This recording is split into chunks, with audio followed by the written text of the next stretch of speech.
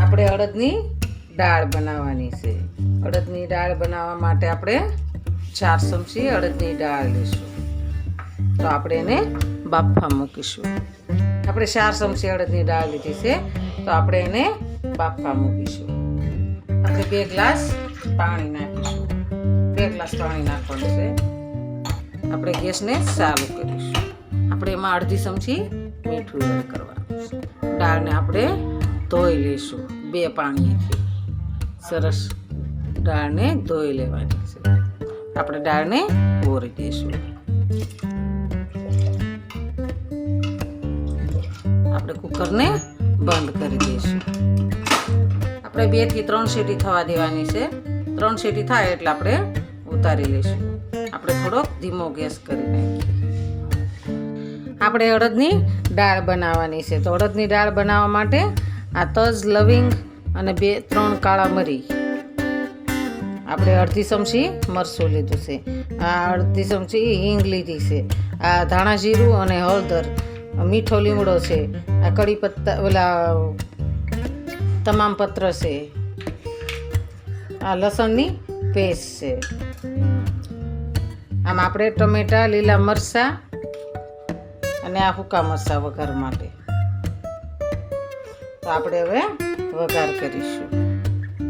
આપણે 1.5 પાવડું તેલ નાખવાનું છે. એમાં આપણે જીરું એડ કરીશું. આપણે હિંગ નાખીશું. લીલા મરચાં નાખીશું.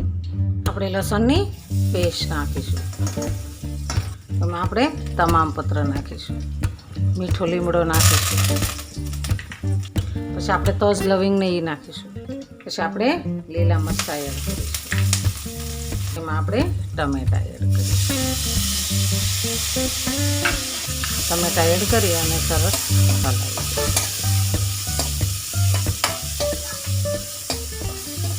આપણે મીઠું નાખ્યું છે એટલે અત્યારે સ્વાદ પ્રમાણે થોડુંક નાખવાનું છે. બાફામાં મીઠું નાખ્યું છે. આપણે એને સરસ હલાવીશું. આપણે હળદર અને ધાણા જીરું અને મરચું એને પાણી નાખી અને એની પેસ્ટ બનાવવાની છે. આપણે એમાં અડધી વાટકી પાણી એડ કરીશું. પાણી એડ કરી અને એને સરસ હલાવી દઈશું. આપણે એની અંદર એડ કરી દઈશું. એને સરસ હલાવીશું. એકદમ મસાલો આપણો વઘાર તૈયાર છે. આપણે એમાં અડદની દાળ એડ કરીશું. આપણે અડદની દાળ બાફી નાખી હતી, તો એને આપણે એડ કરીશું. આપણે એને સરસ હલાવી દઈશું. થઈ ગઈ ને એકદમ મસ્ત. આપણે એમાં સ્વાદ પ્રમાણે ખાંડ નાખીશું. આપણે એને સરસ ઢાંકી દઈશું.